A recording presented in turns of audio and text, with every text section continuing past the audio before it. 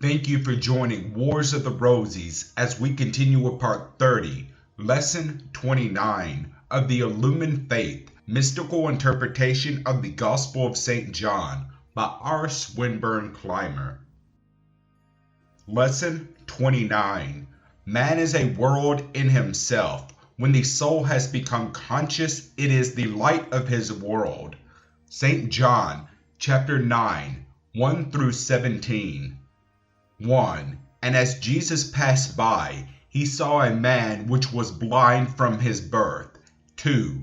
And the disciples asked him, saying, Master, who did sin, this man or his parents, that he was born blind?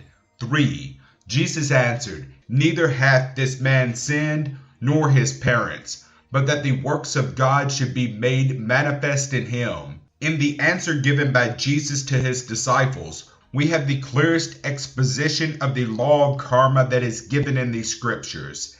Jesus said neither the man nor his parents had sinned. This being true, and man reaping only according to his sowing, why would this man suffer? The soul in that man lived long before it occupied the body that he now inhabited, which was blind. In a former life, the soul was clothed by the flesh of one who had grievously sinned, but who had not destroyed himself through sin. There are grades of evil doing, as there are grades in all things. One man who may have sinned much eventually awakens to the truth and strives to do right, before he has fully succeeded in finding the kingdom of heaven. However, the earth form passes away, freeing the soul, yet preventing it from further development in that life. In the case under consideration, the soul was partly developed. The light was dimly seen by it. Consequently, individualization had begun. The soul cannot return to the Father merely as a divine spark, for the germ of the spark had begun to develop. Furthermore, not being a conscious individualized soul, it cannot return to the Father as a conscious entity, or as the Son of God. There is, therefore, but one thing for it to do. It must remain in the soul sphere until such time as it finds a suitable opportunity to return to earth. It then takes up its abode in the flesh once more and begins its awakening and its development where it had left off before, and suffers for its former evils. Though neither he nor his parents had sinned, the body suffers because that which was before had committed evil. The law must be fulfilled, for the works of the Father must be made manifest. 4. I must work the works of him that sent me. While it is day, the night cometh when no man can work. While the life of the physical body lasts, we must do our work, for the body is necessary that the soul may manifest itself. Through the body only can regeneration take place. Only while in the body can illumination be experienced. Only while in the body can we do the works of the Father, the works of regeneration. If we do not finish the works while it is day, that is to say, while the physical life lasts, we cannot do it, for we cannot do the work while the darkness covers us. Therefore, we must then wait for another day. That is to say, we must take on another body in order to finish the work that we had begun. 5.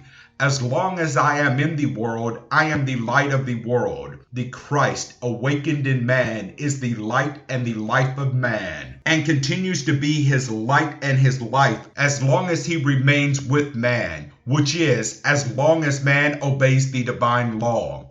6. When he had thus spoken, he spat on the ground and made clay of the spittle, and he anointed the eyes of the blind man with the clay. 7. And said unto him, Go, wash in the pool of Siloam, which is by interpretation sent. He went his way, therefore, and washed, and came seeing. When the man that was blind had paid the penalty of sin, he could see. The law is absolutely just. Every debt must be paid in full, and when all debts have been paid, either through suffering or through service rendered, man is free. 8. The neighbors therefore, and they which before had seen him that he was blind, said, Is not this he that sat and begged? 9.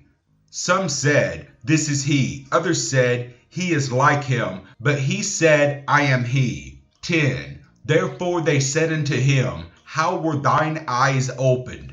11. He answered and said, A man that is called Jesus made clay and anointed mine eyes, and said unto me, Go to the pool of Siloam and wash. And I went and washed, and I received sight. When we obey the divine law, we will reap its benefits. Had this blind man not obeyed, he would have continued blind. But he obeyed the command of the Master, and through obedience did he receive his sight. When we obey the divine law and make effort to see, gradually the light is given to us, and eventually we will be able to see the light. 12. Then said they unto him, Where is he? He said, I know not. 13. They brought to the Pharisees him that aforetime was blind. 14. And it was the Sabbath day when Jesus made the clay and opened his eyes. That is to say, it was the good day when the blind received sight. Only when we recognize the good and live according to the law of good, which are the laws of God, do we receive soul sight. Only through obedience to the good, that which is divine, can we receive the true light. 15. Then again the Pharisees also asked him how he had received his sight. He said unto them, He put clay upon mine eyes, and I washed, and do see. 16. Therefore said some of the Pharisees, This man is not of God, because he keepeth not the Sabbath day. Others said, How can a man that is a sinner do such miracles? And there was a division among them. The Pharisees could only understand the written code. They knew nothing of the divine law of soul development. They considered it better to let those who suffered to suffer than to give them relief on the Sabbath day. They forgot that the Sabbath day is the day we're in to do good, and that all days are as Sabbath days if we keep them as such and do good therein. 17. They said unto the blind man again, What sayest thou of him, that he hath opened thine eyes? He said, He is a prophet. Thank you for watching, and please don't forget to share, like, subscribe, and comment. And if you can, please consider donating to Wars of the Rosies. Links to PayPal and Patreon are in the description. Thank you so very much.